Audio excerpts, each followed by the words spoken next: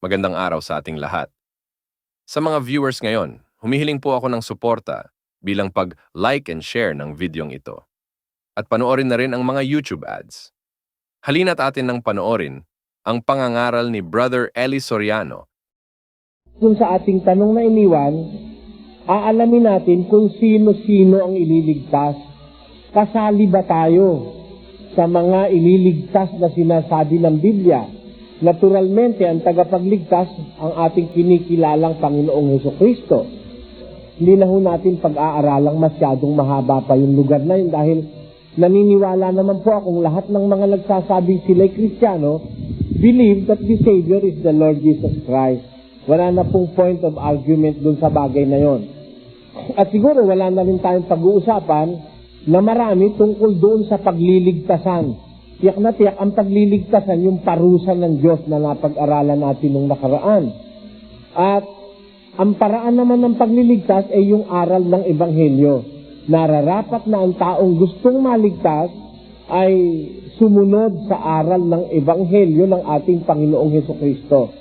Yan po ang ating napag-aralan. Pero ang ating problemang naiiwan ay kung sino po ba ang mga ililigtas. Kasi yung kaligtasan, pinag-aagaw-agawan ho yan ng lahat ng mga nagsasabing sila'y mga Kristiyano. Sabi ho ng Iglesia ni Cristo ni Ginoong Manalo, wag namang magagalit, ano? At ito na may totoo, nabasa ko naman ito sa kanilang pasugo.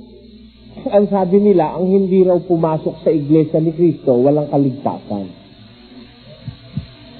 Hindi naman natin masisisi sa Iglesia ni Cristo, paniniwala nila yun eh. Karapatan nila yung kanilang paniniwala. Ganon din naman po, paniniwala ng Katoliko. Sabi po ng Papa sa Roma, fuera de la Iglesia Católica sin salvación. Labas daw ho ng Iglesia Katolika, walang kaligtasan. Sabi ng pare. Ngayon, yung paniniwala na yun ng tungkol sa kaligtasan, pinag-aagaw-agawan ho yun ngayon eh. Makinig ka rin kay Kibuloy, sila rin ang maliligtas, hindi yung iba. Makinig ka sa lahat ng mga denominasyon ng pananampalataya sa ating panahon, eh bawat isa sila nag-aangkin na sila ang maliligtas. Siguro naman, lalabas namang abnormal pag sinabi naman namin kami hindi maliligtas, ano ho?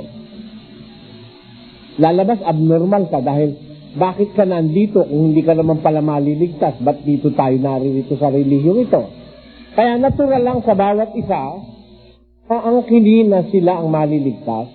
Pero iba po yung sabihin nating tayo ang maliligtas kaysa sabihin ng Diyos na tayo'y maliligtas. Magkaiba po yun eh.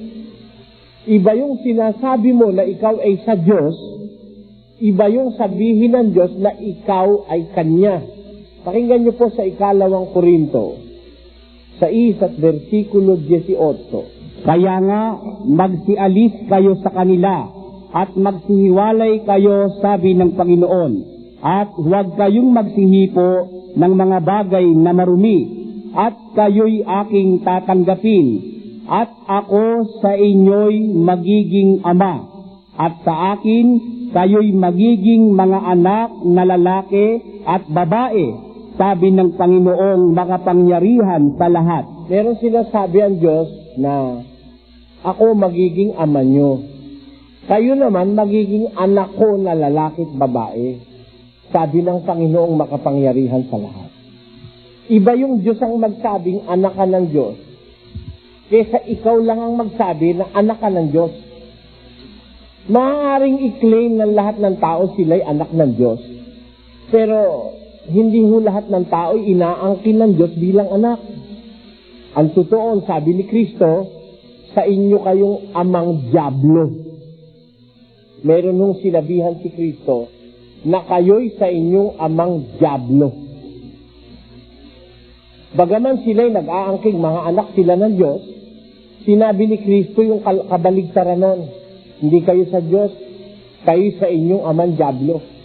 Sapagkat yung sa Diyos, ang wika niya sa 8:47, nakikinig yun ang salita ng Diyos. Dahil dito ayaw ninyong makinig sapagkat hindi kayo sa Diyos. kayo'y sa inyong amang dyablo. Yun ang sabi ni Jesus. Kaya magkaiba po yung sabihin ng Diyos na ikaw ay Kanya, kaysa sa sabihin mong ikaw ay sa Diyos. Malaki ho ang diferensya nun. Gaya rin naman yung sinasabi ko sa inyo, iba yung sabihin mo na ligtas ka, o maliligtas ka, iba yung sabihin ng Diyos na ikaw ay maliligtas. Pwedeng angkinin ng lahat ng tao sila'y ligtas eh. Kagabi lang ho, meron akong kadiskusyon sa, nandun sila kapatid na, ang gabi nandun kayo no, mga taga-Cavite yan nandun sila kagabi sa diskusyon sa Quiapo, yung kadiskusyon namin, ligtas na raw siya, sabi niya. Ngayon, yung kausap ko kagabi, sabi, siya raw ligtas na. Sabi ko, ligtas ka na pala, ba't nagdidiskusyon pa tayo ngayon? Kasi, kung ligtas ka, dapat wala ka ng kadiskusyon, ligtas ka na eh. Kaya dun po malaki ang pagkakaiba, na sabihin ng taong siya'y maliligtas, kaysa saan Diyos ang magsabi na siya'y maliligtas. Ang akin pong tanong na iniwan sino ba ako ang maliligtas? Kasama ba tayo? Siguro naman hindi magiging fair kung hindi tayo kasali, no? Pero humanap tayo ng pruweba talagang tayo'y magiging bahagi ng mga ililigtas. Meron ba tayong pag-asa dito sa Pilipinas na tayo maligtas? Pakinggan nyo sa isang talata ng Gawa ng mga Apostol. Sa Kapitulo 10 at versikulo 34 hanggang 35, meron pong ganitong pahayag ang Biblia. At binuka ni Pedro ang kanyang bibig at sinabi, tunay ngang natatalastas ko na hindi nagtatangi ang Diyos ng mga tao, kundi sa bawat bansa siya na may takot sa Kanya at gumagawa ng katwiran ay katanggap-tanggap sa Kanya. Sabi po ni San Pedro, natatalastas ko ang wika niya, hindi nagtatangi ang Diyos ng mga tao.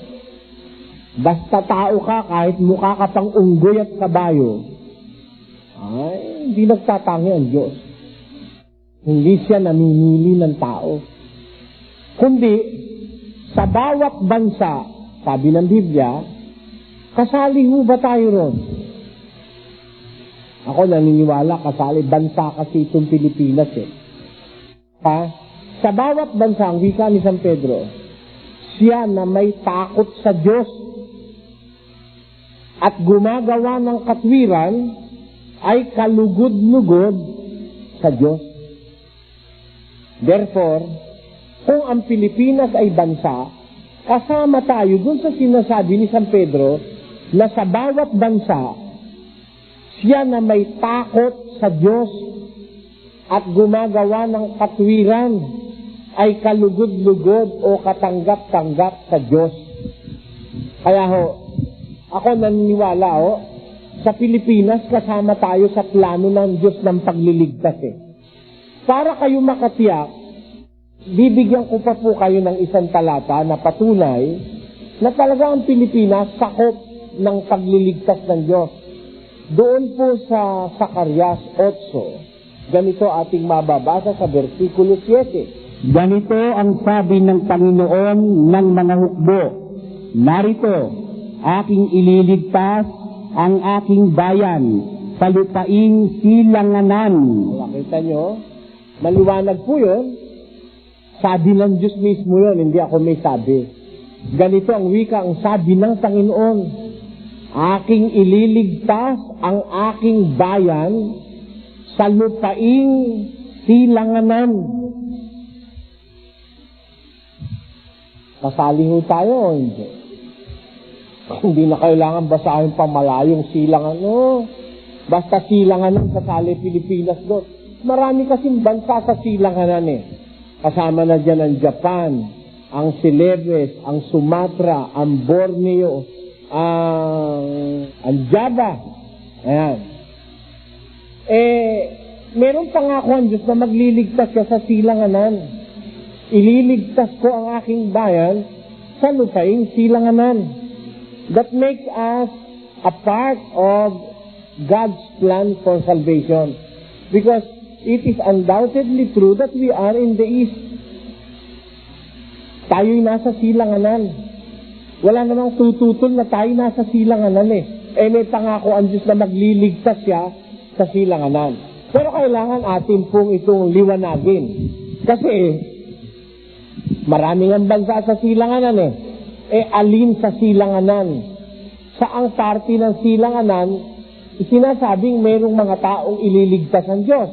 Meron pa pong isang kaugnay na hula rito sa 24 ni Isaias. Ganito po ating mababasa. Kaya't luwalhatiin ninyo ang Panginoon sa silanganan. Ayan, sabi, luwalhatiin ninyo ang Panginoon sa silanganan. Saan sa silanganan? Tuloy ang basa. Sa nakapigbagay ang pangalan ng Panginoon, ng Diyos ng Israel, sa mga pulo ng dagat. Ayun, luwalhatiin ninyo ang Diyos ng Israel sa silanganan, sa mga pulo ng dagat. Kaya tayo nakakatiyak eh. Kasi tayo'y nasa silanganan at tayo po yung mga pulo ng dagat. Wala nang tututol na ang bansang ito'y binubuo ng mga pulo ng dagat. Hindi naman tayo pulo ng ilog. Hindi rin tayo pulo ng isang lawa o ng isang lake. Tayo'y mga pulo ng dagat. Nasa papagitnaan po tayo ng mga tatlong malalaking karagatan. Ang Pacific Ocean, ang China Sea, at ang Atlantic Ocean. Kaya, yung sinasabi sa Biblia na mayroong mga pulo ng dagat na kung saan lilitaw ang pagluwalhati sa Diyos, pitid na pitid sa Pilipinas yung hula na yun eh. Luwalhatian ang wika ninyo ang Panginoon sa silanganan sa mga pulo ng dagat. Ayun. Kaya po, kung ang pag-uusap pagliligtas ng Diyos, hindi tayo dapat mawalan ng pag-asa. Kahit na tayo mahirap na bansa, at saka kahit na tayo mga pangit na Pilipino, sabi nila ang ating ancestors daw, yung mga aborigines natin mga kulot, mukha raw unggoy, yung mga ita, papangit daw ng Pilipino, yung mga original Pilipino. Kahit na tayo na pinakapangit na tao sa mundo. Pero palagay ko, hindi pa tayo pinakapangit. Mas pangit yung taga-Africa, kakapal ng bunganga Ano? Ang iitim pa Pero palagay mo naman, tayo na nga pinakapangit na tao sa mundo. Hindi tayo dapat mawalan ng pag-asa dahil nakasulat sa Biblia Magliligtas ang Diyos sa silanganan, sa mga pulo ng dagat. Kaya itong ating bansa tinatawag Las Islas Filipinas. Philippine Island. Philippine Archipelago. Denoting one sense na tayo'y mga pulo na nasa gitna ng dagat. Ayan. Sabi po sa Biblia, ang Diyos magliligtas sa silanganan sa mga pulo ng dagat. Kaya, meron din tayong pag-asa. Ang tanong ganito, paano tayo maliligtas dito sa mga pulo ng dagat? Sino sa Pilipinas ang kasama sa pagliligtas? Lahat ba ng mga Pilipino maliligtas na dahil nandito na sila sa silanganan? Sino ho sa mga Pilipino sa silanganan ang makakasama sa pagliligtas ng Diyos? Gusto ko pong ulitin yung talatang binasa natin sa 8:7 ni Zacarias. Ganito ang sabi ng Panginoon ng mga hukbo, narito, aking ililigtas ang aking bayan sa lupaing silanganan. Napansin niyo po yun? Sabi ng Diyos, ililigtas ko ang aking bayan. Ang ililigtas pala ng Diyos sa silanganan, yung bayan niya.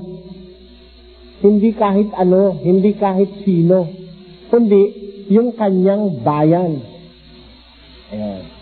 Alamin muna natin, ano ba ay ibig sabihin sa Biblia ng bayan ng Diyos? People of God. Sabi sa Biblia, English. Ano ibig sabihin ng bayan ng Diyos? Yun ang kanyang ililigtas. Paano natin makikilala yung bayan ng Diyos? Kasi, minsan narinig ko si Eddie Villanueva, sila raw ang bayan ng Diyos. Jesus is Lord Fellowship. Talaga ho, fellowship yan eh. Jesus is Lord Fellowship. Ngayon, kung napapansin nyo, Jesus is Lord Church na. Dati hindi ganun paniwala niya eh. Paniwala niya, walang kwenta raw ang church eh. Wala raw kwenta iglesia. Hindi raw mahalaga iglesia. Ang mahalaga raw, relasyon kay Kristo.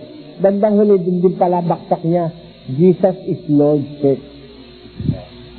Mula sa ayaw niyang maniwalang mahalaga iglesia, ngayon sila raw iglesia na. Sila ngayon na nagsasabi, isa na sila raw bayan ng Diyos. Ngayon, ang Iglesia Katolika, nagsasabi rin na sila yung bayan ng Diyos na ililigtas ng Diyos.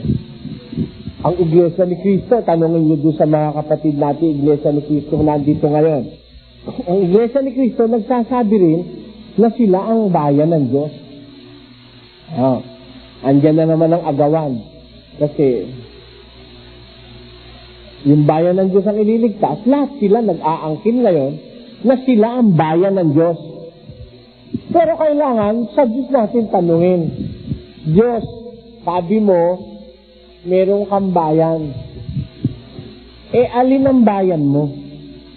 Halimbawa, dito sa Silanganan, alin yung sinasabi mong bayan mo na ililigtas mo?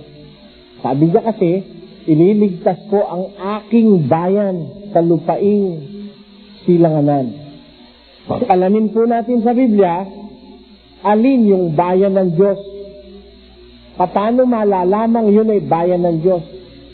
Katutubo po kasi tayong mga Pilipino, hindi naman tayo sa Diyos katutubo eh. Ang katutubong Pilipino, ang sinasamba mga anito, hindi yung tunay na Diyos. Paano tayo magiging bayan ng Diyos? Kailangan ang maliligtas bayan ng Diyos.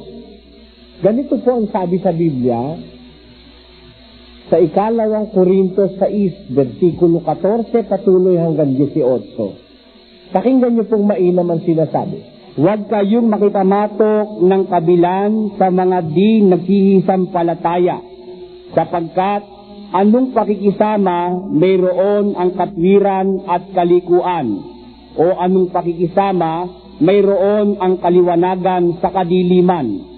At anong pakikipagkasundo mayroon si Kristo kay Belial, o anong bahagi mayroon ang sumasampalataya sa di sumasampalataya. At anong pakikipagkaisa mayroon ang templo ng Diyos sa mga Diyos-Diyosan, sapagkat tayo'y templo ng Diyos na buhay, gaya ng sabi ng Diyos, mananahan ako sa kanila at lalakad ako sa kanila, at ako'y magiging kanilang Diyos, at sila'y magiging aking bayan. Ayun. Sabi ng Diyos, sa mga taong masasama, sa umpisa, masasama naman talaga ang mga tao eh. Umalis kayo sa marumi, sabi ng Diyos. Huwag kayong hihipo sa marumi. Umalis kayo sa kadiliman. Hindi pwedeng magsama yung kadiliman sa kaliwanagan. Hindi pwede yung kalikuan makisama sa katwiran. Hindi pwedeng makipagkasundo si Kristo kay Baal. Diyos-Diyosan si Baal eh. Hindi pwedeng yung sumasampalataya makipagkasundo sa hindi sumasampalataya. Gaya ang wika ng sinabi ng Diyos, humiwalay kayo sa kanila. Magsialis kayo sa kanila. Huwag kayong humipo ng mga bagay na marumi, at kayo'y aking tatanggapin. Sabi niya, ako'y magiging inyong Diyos, at kayo'y magiging aking bayan. Kanyo? Hindi pala imposibleng maligtas sa Pilipinas ang mga tao. Kung sa Pilipinas, magkakaroon ng bayan ng Diyos. Kasi, kahit hindi ka naman katutubong sa Diyos, pwedeng gawin ka ng Diyos na bayan. Halimbawa, isang grupo ng mga tao, hindi naman talagang bayan ng Diyos. Kagaya natin. Kasi meron hong katutubong bayan ng Diyos talaga eh. Kung nagbabasa kayo ng Pasyon, Meron talagang katutubo sa Diyos na bayan eh. Alin yun? Sabi sa pasyon, iisang nasyon sa mundo ang kumilalang totoo. Sa Diyos kumapal sa tao. Ito ngang mga Hudyo, bukod na walang anito. Ayun. Alin lang ho ang bayan ng Diyos sa buong mundo? Yung Hudyo, yung Israel. Doon ho nang galing si Kristo at mga apostol sa Israel na yon. Yun lang ang katutubong bayan ng Diyos, walang iba nung una. Ang katunayan, salito po ating mababasa. At siya'y bumalik sa lalaki ng Diyos, siya at ang buong kulutong niya, at naparoon at tumayo sa harap niya. At siya'y nagsabi, narito ngayon aking talastas na walang Diyos sa buong lupa, kundi sa Israel. Ang sabi ng lalaki ng Diyos, talastas ko ika, walang Diyos sa buong lupa, kundi sa Israel. Noong panahon na yon, ang tanging sa Diyos na bayan, yung Israel. Meron po ba tayong patutuo na noong panahon na yon, Israel lang ang bayan ng Diyos? Pakinggan nyo sa Roman 9, versikulo 4 hanggang 5, ganito po ating mababasa. Napawang mga Israelita na sa kanila ang pagkukupkop at ang kalwalhatian at ang mga tipan at ang pagbibigay ng kautusan at ang paglilingkod sa Diyos at ang mga kapangakuan na sa kanila ang mga magulang at sa kanila mula ang Kristo ayon sa laman na siyang lalo sa lahat Diyos na maluwalhati magpakailanman. Pawang mga Israelita na sa kanila ang pagkukupkop, sa kanila ang pagbibigay ng kautusan, sabi ng Pablo. Sa kanila ang paglilingkod sa Diyos. Kaya tamang-tama yung sa pasyon eh. Lalong dakila ang sala ng tanang anak ni Eva, anakin idolatria, kahit ano'y sinasamba, pinaparang Diyos nila. Iisang nasyon sa mundo ang kumilalang totoo. Sa Diyos kumapal sa tao. Ito ngang mga Hudyo, bukod na walang anito. Ayun. Yun lang, magbasa kayo ng pasyon sa susunod na mahal na araw, mababasa niyo. Yun lang ang tanging sa Diyos na bayan eh. Pero, meron tayong pag-asa kahit hindi tayo bayan ng Diyos. Sabi sa Biblia, pag tayo lang ay susunod sa Diyos, hihiwalay tayo sa masama. Aalis tayo sa marumi, aalis tayo sa kalikuan at sa kadiliman, kayo ikay magiging aking bayan, sabi ng Diyos. Tayo, hindi mahirap sa Diyos na bukod sa Israel, gumawa pa siya ng isang bayan niya. Ang katunayan niyan sa unang Pedro 2:10, ganito po ating mababasa. Na nang nakaraang panahon ay hindi bayan, tatapwat ngayoy bayan ng Diyos, na hindi nagsipagkamit ng awa, tatapwat ngayoy nagsipagkamit ng awa. Pwedeng maging bayan ng Diyos kahit hindi bayan ng Diyos. Nang nakaraang panahon ng wika ni Pedro, hindi bayan. Ngunit ngayon, bayan ng Diyos. Dating hindi nagkamit ng awa, dadapot ngayon nagkamit na ng awa. Kaya lahat ng posibilidad na ang Pilipinas ay mayroong maging kaligtasan, nasa Biblia po. Unang-una, nasa direksyon tayo ng hula, nasa silanganan tayo. Nasa definisyon tayo ng hula, tayo mga pulo ng dagat. Sa mga pulong ito, sabi ng Diyos, ililigtas ko ang aking bayan sa lupaing silanganan para maligtas maging bayan ng Diyos. At ngayon, para maging bayan, ang kauna-unahang hinihingi ng Diyos sa tao, umalis sa dilim, umalis sa karumihan, umalis sa masasamang gawain. Ngayon, ang tanong, sino yung mga tao na yan? Sino sa mga tao ngayon at sa mga relihiyon ngayon ang pwedeng i-consider ng Diyos na kanyang bayan? Payag ho kayo, alamin natin. Hindi ho kaya kayo masasaktan pagka pinagbabasa ko yung talata. Payag po kayo. Babasahin ko lang. Payag kayo. May biglang sulat naman natin Matetrace nyo kung niloloko ko kayo dahil nakasulat naman ho sa pisare ang mga talata. Pwede nyo sundan. Umpisahan ho natin. Wala hong samahan ng loob Sige pangako niyan, huwag kayong magagalit. Aalamin ho natin kung sino ang bayan ng Diyos. Unang-una, ano ang pangunahing palatandaan ng bayan ng Diyos? Meron siyang palatandaan Ang una, ito. Ikalawang kronika, hindi pala yan. Daniel muna pala 9:19. O Panginoon, dinggin mo. O Panginoon, patawarin mo. O Panginoon, iyong pakinggan at gawin. Huwag mong ipagpaliban alang-alang sa iyong sarili, O Diyos ko. Bakit? Sapagkat ang iyong bayan at ang iyong mga tao ay tinatawag sa iyong pangalan.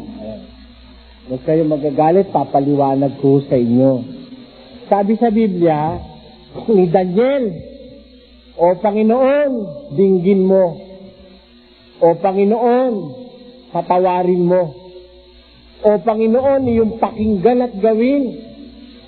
Alang-alang sa iyong sarili. O Diyos ko, sapagkat ang iyong bayan at ang iyong mga tao tinatawag sa iyong pangalan. Kaya alam nyo, yung bayan ng Diyos, nakakapit sa kanila yung pangalan ng Diyos halimbawa, ang tawag sa'yo, Southern Baptist. Asan ang pangalan ng Diyos doon? Sige nga, kayo nga humatol.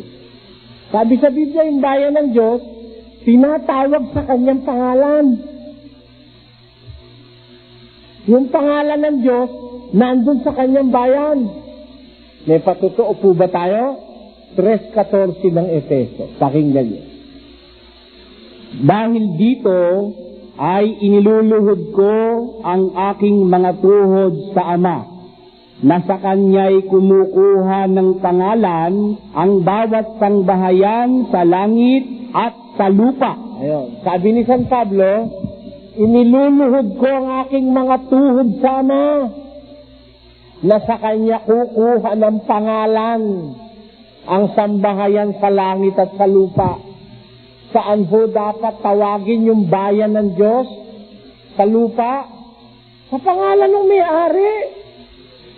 Sino may-ari? Bawa, asawa ni Pedro. O kaninong pangalan tinatawag yung asawa ni Pedro? Kayo na ho mag-isip. Di ba? Halimbawa, Pedro San Juan ka. Ang mapapangasawa mo magiging Maria del Barrio San Juan. Kasi, yung asawa mo tatawagin sa iyong pangalan. Ang totoo ho, huwag naman kayong magagalit. Lahat ho ng pag-aari ni Pedro, dapat sa legal na paraan, tawagin sa kanyang pangalan. Ayon sa batas. Anak ni Pedro. Kalabaw ni Pedro. Lupa ni Pedro. laisdaan ni Pedro. Asawa ni Pedro. O, lahat ng kanya, nakaduktong yung pangalan niya eh. Halimbawa, asawa ni Pedro, tinawag mo, asawa ni Juan. Ano palagay mo mangyayari? Pagka may delikadesa si Pedro, magwawala yun. Bakit? Bakit mo tinatawag na asawa ni Juan yung asawa ko? Pag nataong may gulok si Pedro, tagpasan leeg mo. Bakit? Malaking insulto kay Pedro, asawa niya, tawagin mo sa pangalan ng iba. Hindi ba, mga kapatid? Ganon din naman yung ibig ko sabihin. Yung sa Diyos, kaninong pangalan mo tatawagin? Kay Aglipay? Nako, Ilocano yun, taga rin sa amin yun. Si Gregorio Aglipay. O kayo naman magagalit. O, dapat, ang itawag sa atin, yung pangalan ng may-ari sa atin. Di ba? Sabi sa Biblia, ang iyong bayan, ang iyong tao, tinatawag sa iyong pangalan. Meron po ba tayong patutuo? Galing sa Diyos na yung kanyang bayan dapat tawagin sa kanyang pangalan? Pakinggan nyo sa 43:7 ng aklat ni Propeta Isaias. Basa. Bawat tinatawag sa aking pangalan at iyaong aking nilikha ay sa aking kaluwalhatian. 43:7. Ayan. Sabi ng Diyos, bawat tinatawag sa aking pangalan at yaong aking nilikha ay sa aking kaluwalhatian. Oo, yaong aking inanyuan, oo, yaong aking ginawa. Alinan sa Diyos. Alinan sa Diyos. Yung tinatawag sa kanyang pangalan. Liwanag nun, sabi niya, yung tinatawag sa aking pangalan, yun ang aking inanyuan, sa aking kaluwalhatian, aking ginawa, yun ang akin. Yung tinatawag sa aking pangalan. O, sige, mag-umpisa tayo. Espiritu. Kanino? Pagka espiritu lang, hindi maganda yun. Ang daing espiritu. May espiritu ng whiskey. Ang daing espiritu. Hindi nakita sa Makati, may mga tindahan doon. Tindahan, wines and spirits. Tindahan ng mga espiritu. Ang daing espiritu. Ito pa, 16:14 ng Apokalipsis. Sapagkat sila'y mga espiritu ng mga demonyo. Kita nyo, may espiritu ba? Demonyo wala. Meron din. Kaya kung espiritu lang ang sasabihin mo, delikado ka. Malay mo, espiritu ng mga espiritista yan. Malay mo, espiritu yan ng mga demonyo. Malay mo, espiritu yan ng whiskey. Para matiyak mo, kailangan ikapit mo yung pangalan ng may-ari. Kaya ang tawag sa Biblia, Espiritu ng Diyos. Kita nyo? Anghel. Tapat na ba anghel? Nako, dahil ng klase ng anghel. May anghel nga, bulugan eh. Di ba? Anghel daw siya kay Ray-Ray ang asawa. Nakita mo? Di ba? Kaya pag anghel lang, hindi pwede basta anghel lang. Ano ngayon? Ibig ko sabihin, merong anghel ng demonyo. Nasa Apokalipsis, anghel ng demonyo. Pagka gusto mong matiyak, lagyan mo ng pangalan. Anghel ng Diyos. Espiritu ng Diyos.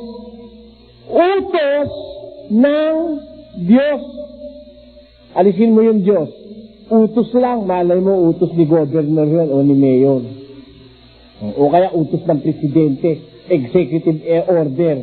Maraming utos eh. May utos ng pastor, may utos ng tao. Sabi ni Kristo, 7:7 ni Mateo o ni Marcos, pakinggan nyo nakasulat. Tatapwat, walang kabuluhan ang pagsamba nila sa akin. Bakit? Na nagtuturo ng kanilang pinakaaral ng mga utos ng mga tao. Walang kabuluhan na ikaw ang pagsamba nila sa akin. They worship me in vain. Bakit? Teaching doctrines commandments of man, mga doktrina at utos ng mga tao. Kaya pag utos tao lang, sa relihiyon ang susundin mo, utos lang ng tao, ng pastor, walang kwenta. Mauubos ang pera mo, hindi kinikilala ng Diyos. Bigay ka ng bigay ng ikapo, love offering, prayer request, pati sa palengke, sinusundang anong kolektor na walang hiya. Ha? May daladalang supot, bigay ka naman ng bigay. Hindi naman pala utos ng Diyos at utos lang ng tao. Sabi ni Jesus, walang kabuluhan ang pagsamba nila sa akin na nagtuturo ng kanilang mga aral, utos ng mga tao. Kaya pag utos, tao lang, pangit, sa relihiyon, wag yan. Para matiyak, ilagay mo yung pangalan ng may-ari, utos ng Diyos. Mangangaral ng Diyos, Espiritu ng Diyos, ha? Kautusan ng Diyos, anghel ng Diyos, iglesia ng pagkakiaglipay mo tinawag, hindi sa Diyos yun. Pasensya na kayo. Sabi ko naman sa inyo, kayo magagalit eh. Kasi sabi ng Diyos, yung Kanya, tinatawag sa Kanyang pangalan. Pero bang patutoo pa tayo? Basa pa uli. Ikalawang Kronika 7:14. Pakinggan nyo nakasulat. Kung ang aking bayan na tinatawag sa pamamagitan ng aking pangalan ay magpakumbaba. If my people who is called by my name, sabi ng Diyos, ang aking bayan na tinatawag sa aking pangalan ay magpapakumbaba at dumalangin at hanapin ang aking mukha at talikuran ang kanilang masamang mga lakad ay aking yang didinggin sa langit. Kita nyo, ang bayan ko ikaw tinatawag sa aking pangalan. Kung magpapakumbaba, dadalangin, tatalikod sa masamang lakad, diringgin ko sila sa langit, sabi ng Diyos. Kaya ayon sa Diyos, ayon sa Biblia, yung kanyang bayan, tinatawag sa kanyang pangalan. Ang isang unang-unang pagkakakilanlan, kung ang bayan ay sa Diyos, yung kanyang pangalan nakakapit doon. Huwag kayong magagalit. Tanungin nyo, iglesia nyo, ano nakakapit? Halimbawa, protestante. May pangalan ba ng Diyos doon? Pangalan ng pagtutol yun eh. Di ba yung salitang protestante, tumututol. Lagi na lang tutol ng tutol. Ay ang pangalan, protestante. Kaya doon sa may Bacoor, kung tawagin nung araw yun, nadistino ako dyan sa Bacoor, 1964 eh. Meron na hong 33 taon nakakaraan. Ang tawag nila na, mga protest yan, mga protest. Yung protestante, tawagin nila na protest. Ayun. Kasi protest ng protest eh. Nagpo-protesta sila sa Katoliko, kaya ang tawag sa kanila, protestante. Doon ho lang galing yung protestante. Meron ba naman sa Diyos na ang tawag protestante? Kulang eh.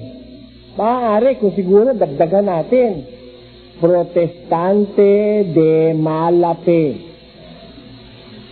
Tumututol sa masamang paniniwala. Yun, protestante de Malape. Protestante lang. Kulang. Tumututol lang. Baka kahit ano natutulan mo. Di ba? Parang ganito. Iglesia ni Cristo. Walang Jesus. De pugot. Hindi kumpleto. Bakit? Marami ng Kristo. 24:24, pakinggan nyo. Sapagkat may magsisilitaw na mga bulaang Kristo at mga bulaang propeta. Sabi ng hula, maraming lilitaw bulaang propeta at mga bulaang Kristo. Kung Kristo ka lang ng Kristo, walang Jesus, malay mo bulaan yun. Kawawa ka naman, iglesia ka ng bulaan. Kailangan kumpleto eh. Hahabay ka. Diyan yung mahaba, kumpleto lang. Sino mo Biblia, humaba, dahil gusto ng Diyos kumpleto. Sino mo humaba, kumapal. Kasi yung katotohanan talaga mahaba yan eh. Hindi mo naman pwede i-shortcut yun. Kagaya nung kausap ko sa kalumpit. Saan ba ako mababasa yung pangalan ng iglesia mo sa Biblia? Meron ba sa Biblia niyan? Wala dahil palayaw lang yan, sabi niya. Palayaw ba ako yun? Ano ba ako tunay yung pangalan? Pinaliwanag niya, kaya pa niya sinabing palayaw. Kasi ang pangalan ng iglesia niya, ayan, palayaw daw yun. Ano ba ako tunay yung pangalan? Baliktad pala ito. Hindi. Tama. Iglesia Evangelica Metodista en Las Islas Pilipinas. Yun daw ang kanyang pangalan buo. Iglesia Evangelica Metodista en Las Islas Pilipinas. Yemilit. Yun daw Yemilit, palayaw. Kaya wala daw sa Biblia yun, Yemilit, dahil palayaw lang yun. Di ka, kung yung buong pangalan ng basahin mo, nako, namutla at sinawisan. Lalo palang wala sa Biblia yun. Yung buong pangalan niya. Sabi ko, pagka ganyan, ayoko. Biro mo. Ang haba-haba, wala man lang yung pangalan ng may-ari. Kung sa Diyos yan, dapat nakalagay yung pangalan ng Diyos dyan. Di ba? Ang haba na yun eh. Iglesia Evangelica Metodista en Las Islas Pilipinas. Episcopal pa pala yun eh. Iglesia Evangelica Metodista, Episcopal, yung I. En Las Islas Pilipinas, Yemilit. Ayan. May Episcopal pa yan. Yung isa naman. Ano baka ako pangalan ng iglesia mo? Santa Iglesia Católica Apostolica Romana. Ang haba rin, ano? La Santa Iglesia Católica Apostolica Romana. Meron bang pangalan ng Diyos doon? Wala, pangalan ng Roma nandun. Baka na kayo magalit. Huwag mo kayo magagalit. Hinahanap lang naman natin yung pangalan ng Diyos eh. Kasi kailangan yung sa Diyos may pangalan ng Diyos eh. Payag ba kayo ron? Nakasulat to yung sa Diyos may pangalan ng Diyos. Bakit kailangan yung pangalan ng Diyos ilagay dun sa pangalan ng samahan? Ba't kailangan yun? Sabi niya, wala ikang kwenta yan. Sabi nung kadiskus yung kumpari nung araw, wala ikang kwenta yung pangalan. Kahit ano itawag mo. Halimbawa ikaw, Rosas, tinawag mo na Sampaguita, Rosas pa rin yun. Sabi niya, Sabi ko, mali yan kako, padre. Bakit? Mali po yan. Yung ginto, tawagin mong tanso. Tama ba? Lalabas, ginto yun. Tinawag mo, tanso. Pareho mali. Mali yung pangalan, mali yung object. Yun naman tanso, tinawag mong ginto, parehong mali lalabas. Bakit? Tanso yun, tinawag mong ginto. Hindi magkalapat. Tama, mga kapatid? Ano ibig ko sabihin? Wala raw kwenta pangalan. Wala pala kwenta pangalan. Huwag ka lang magpangalan ng anak. Kung 16 ang anak mo, pag tinawag mo, hoy. Wala kumikilos. Wala kumikilos. Magwawala ka. Walang pangalan eh. Sabi mo, wala kwenta pangalan eh. Wala palang kwenta pangalan. Punta ka sa butika. Sabi mo sa pharmaceutica, hoy, wala kwenta yung pangalan. Pag aalisin mo pangalan yan, aalisin lahat. Yung Essentia Maravillosa, kulay itim yun, ano? Yun, kakulay ng lisol. Yung Essentia Maravillosa, gamot sa sakit ng tiyan yun. Yung lisol naman, panlinis ng kasillas. Pareho ng kulay. Alisin mo pangalan, hindi pala mahalaga pangalan eh.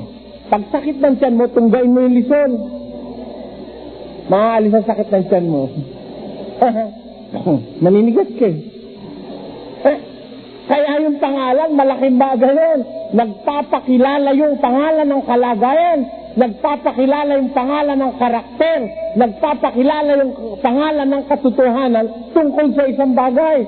Tingnan niyo sa Biblia. Kalibasa, yung anak ni Jacob nakakambal ni Isaac, maraming balahibo, balbon. Ang tawag sa kanya, Isaw. Ang kahulugan nun sa Ebreo, balbon. Ganyo? Si Maria, bakit ang tawag sa kanya ay Maria? Ang kahulugan sa Ebreo ng Maria, ibig sabihin, maganda. Yun hong pangalan ni Moises. Bakit Moises ang pangalan kay Moises? Kasi galing siya sa tubig, sinagip siya. Ang kahulugan ng Moises, sinagip sa tubig. Ayan. Kaya, ang pangalan mahalaga. Ngayon, pagdating sa pangalan ng Diyos, kailangan ng tao yung pangalan ng Diyos. Lalo na kung magpapangalan ka ng samahan, kailangan sa samahan nakalagay ang pangalan ng Diyos. Bakit? 18:10 ng Kawikaan.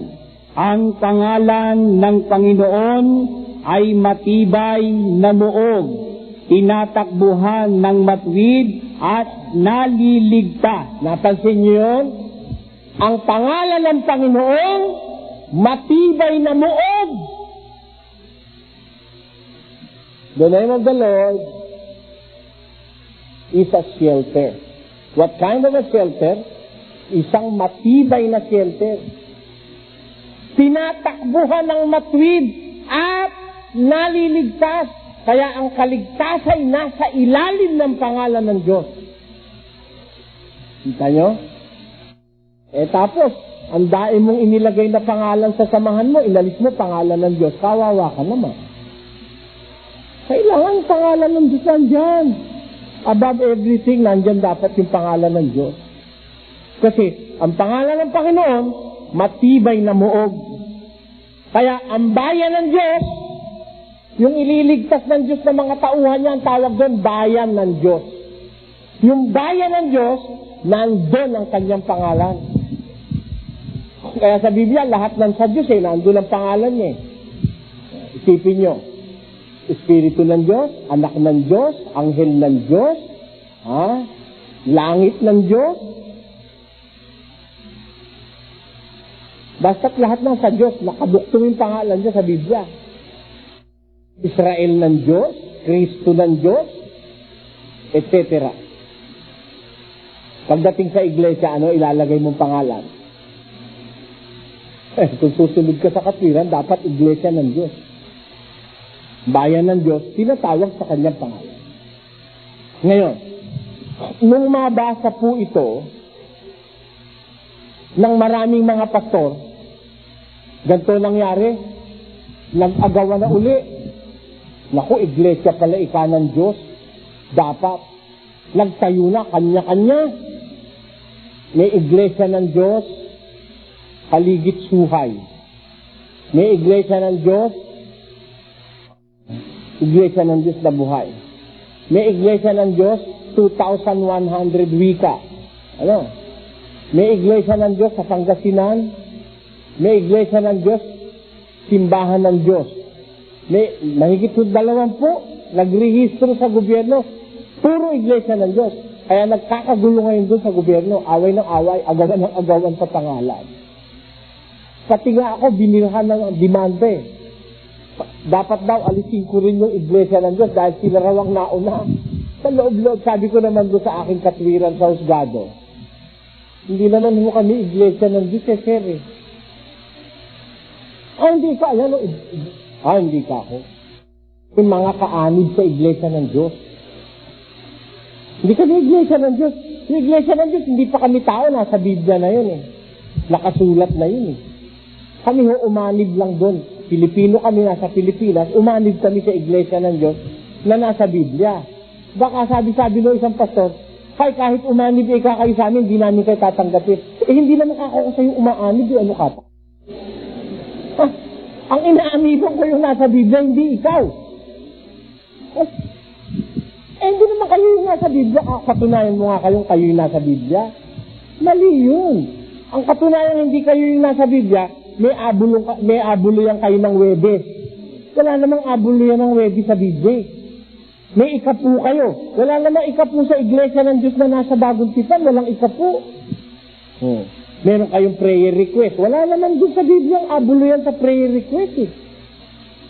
Patunayan hindi kayo yung nasa Biblia. Sa Biblia ka ako may Santa Cena. Pero walang abulo yan ng Santa Cena. Nakita niyo si Kristo at mga apostol nag-Santa Cena, walang abulo yan.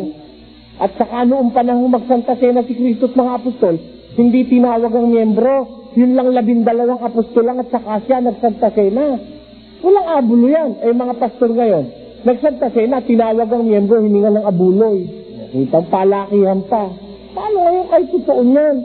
Sa susunod po pag-aaralan natin, ano ang mga katangian ng bayan ng Diyos? Bukod sa yung bayan na yun ay tinatawag sa kanyang pangalan, ano pa ang ibang pagkakakilanlan sa bayan ng Diyos? Paano mo pa makikilala yung mga taong sa Diyos? Alamin natin para ilapat natin kung tayo ngay sa Diyos. Halimbawa, paniwala nyo po sa Diyos kayo, ilapat nyo sa inyo yung sisabihin ng Biblia. Paniwala ko sa Diyos ako, kailangan makita sa akin yung sinasabi sa Biblia. Alam nyo ba, yung pagiging sa Diyos, hindi ho nagagawa ng tao yan. Ginagawa yan ng Diyos. Kaya hindi pwedeng mapeki Yung talagang sa Diyos, hindi napepeki yun. Diyos po ang gumagawa nyo, kaya hindi pwedeng pikein Ano ang mga palatandaang inilagay ng Diyos sa kanyang bayan para mapatunayan yung grupo na yun sa Diyos? Yan po ang ating susunod na pag-aaralan kung loloobin ng Diyos. Maraming salamat sa mga nanood at sa mga hindi nag-skip ng mga YouTube ads bilang suporta sa aking channel.